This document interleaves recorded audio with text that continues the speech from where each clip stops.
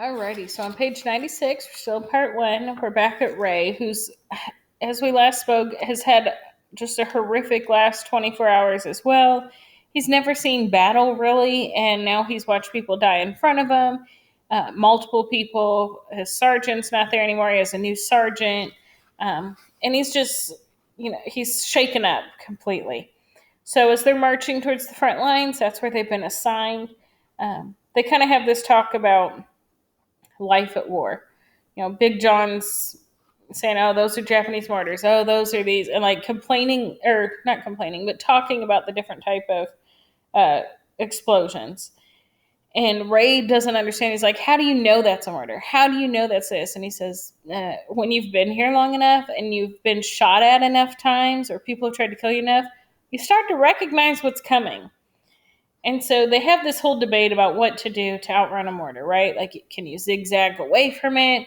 Do you just run straight? And and the biggest advice then comes from Big John, who's like, no, you can't do anything. If somebody is bound and determined to kill you, it's gonna happen. You just do what you can. You run, but if it's coming for you, it's gonna come for you. And Ray's a little shaken up by that explanation. Like, hey, way to be the cheerleader of the crew there, Big John. Holding us together, letting us know that we're all destined to die here. Um, so he's a little nervous about it. But then he goes on and he has this story. And we know that he has something in his past because he's referenced this scar on his arm a lot of times. And like when they were going to go slaughter the pig, that's how he got the nickname barbecue. Remember, he said he didn't want to do it. It brought back horrible memories.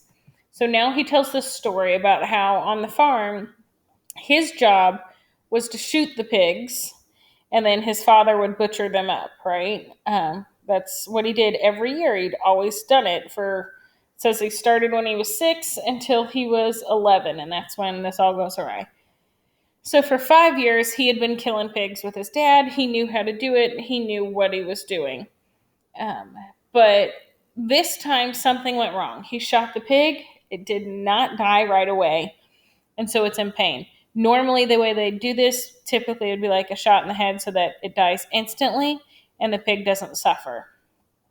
I know a lot of people have issues like farming or, oh, they suffer. Most farmers are going to do this so it's instantaneous that the animal doesn't suffer. So he says that the pig starts squealing and yelling and like trying to get away. Ray's like, I got to shoot it again. I got to kill it. I got to make sure it doesn't suffer anymore. But he's like feeling sick to his stomach himself. And he says something just snaps in his dad. And his dad's like, no, get away. And starts running after him with the butcher knife. And his dad's like slicing through the air trying to cut Ray up. And he gets his arm pretty good. To lose 2 pints of blood, to put that in perspective, when you give blood, like at a blood drive, you usually give 1 pint of blood. So that's like 2 of those baggies full of blood he lost from this.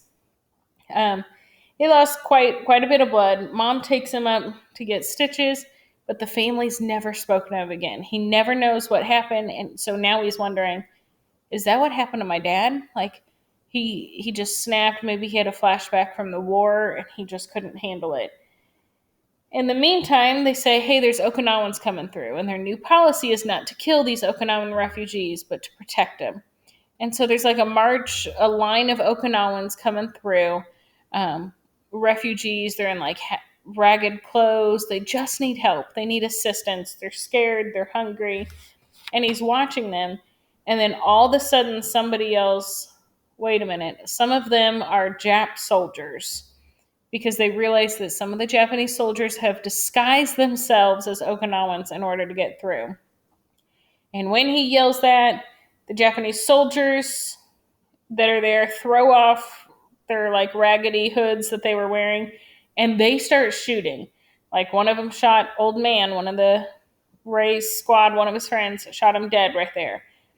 And all the Americans, Ray included, their natural reaction just start shooting. Shoot everyone. And so at the end of this, they realize there's a ton of bodies all around them. And Ray has this realization that some of the people he killed were probably innocent refugees that really did need help. He's been fighting to let them know that they're safe near him. And now as he says, he's become a monster that they were afraid of. He killed them in an effort to protect himself. And he says, but most importantly, and the scariest part for him is that he knows if it happened again, he would do the same thing to protect himself.